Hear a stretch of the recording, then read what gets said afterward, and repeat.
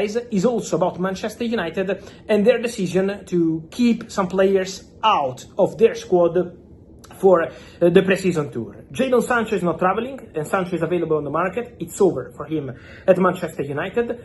Tyrell Malacia is not traveling, and is also out of the project, completely out and available on the market. Then Anthony, another player who has to find a solution. Betis are pushing, there are also more clubs, but Anthony is also out of the project and they're waiting to find a solution. And then Alejandro Garnacho, after what happened in the Europa League final, we know the situation got tense and it's not changing. Garnacho wants to leave, Man United want Garnacho to leave, so it's a decision they shared already some time ago, and now it's very clear that Garnacho is going to leave. Garnacho is going to go. There is interest from several clubs. There was interest also from clubs in Spain, in Germany, Bayer Leverkusen, but Garnacho wants to stay in the Premier League. Garnacho believes that he has opportunities to stay in the Premier League. I will still keep an eye on Chelsea, because Chelsea have always been interested in the case of Garnacho since January. So Chelsea remain attentive to the situation of Alejandro Garnacho, but for sure it is going to be an open case, one to watch in these final 40 days of the summer transfer window, because there is some genuine interest from several clubs. At the moment, still no bids to Manchester United. It's still early also to say if Chelsea will open an official negotiation, but I can confirm to you the appreciation for Chelsea in Alejandro Garnacho. So this is going to be one of the topics we will follow for sure in the next weeks. Discussing, guys, about this Manchester United squad, I also wanted to add that Harry Maguire is not part of the team, but it is not linked to the summer transfer window, to any move, also because the player is very happy at United, and Ruben Amorim really rates Harry Maguire, so this is not the topic about the transfer or something like that. But Harry Maguire is not with the squad because of personal reasons. He's dealing with a personal matter, so as soon as it will be resolved, Harry Maguire will be back with the squad, will be back with the team, and then at that point he will be regularly part of the team.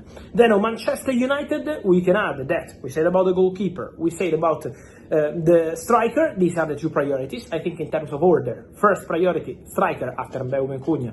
First priority, striker. Second priority, goalkeeper. Then, if there will be an opportunity on the market for a midfielder who can bring intensity, this is the key word mentioned by Ruben Amorim in internal meetings when he's about midfielders, well, that's a possibility. There is also a chance for Man United to add one more midfielder in case they can find a good opportunity on the market. So that is going to be one to follow, one to watch in terms of intensity, if there will be an opportunity. But Man United are not done in the market. Let's say like this, after mbeumo, after Cunha, striker, goalkeeper, maybe a midfielder. So for Man United, it's going to be an interesting final month of summer transfer window with movements expected soon, after they had already mbeumo and Mateus Cunha in place.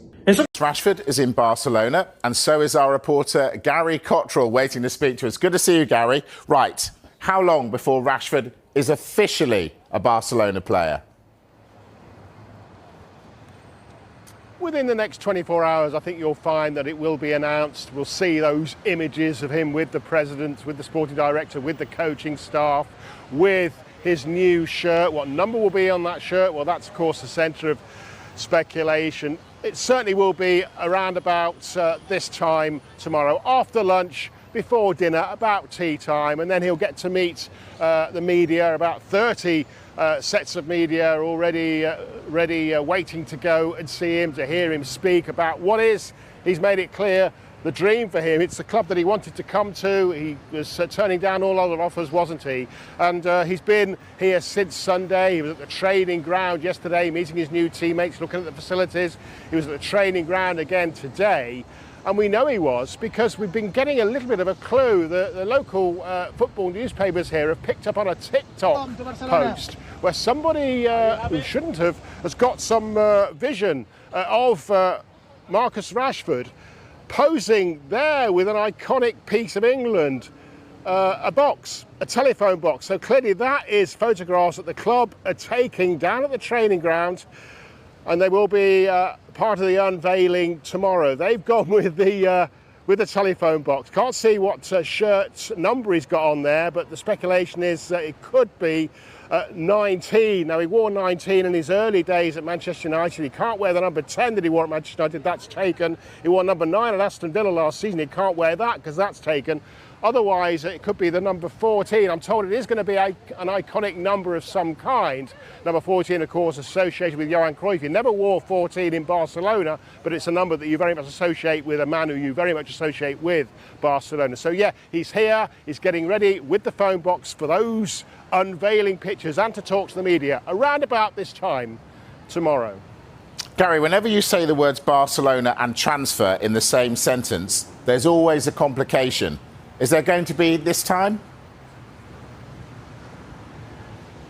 There always is, and it's always the same complication. It certainly has been for the last few seasons here at Barcelona. The very, very strict La Liga financial rules. They've got a 1-to-1 rule here, so you can't spend more than you bring in. If you're bringing in X amount of money, you can only spend X amount of money on wages and transfers, and they overspent last season yet again, Barcelona. We've seen it before, haven't we? So at the moment, they can't register Marcus Rashford. There's a few other players in the camp in the same situation. So at the moment, although they will see him signing, we expect, as I say, tomorrow evening, and although he will travel off on Thursday to the Far East for the pre-season tour, he can't be registered. So as things stand, he can't play in La Liga, in the domestic cups, in the Champions League. But we've seen it before. They will find a way around it, either by selling players, by sending wages out on loan, by selling some of the executive boxes in the new stadium, which is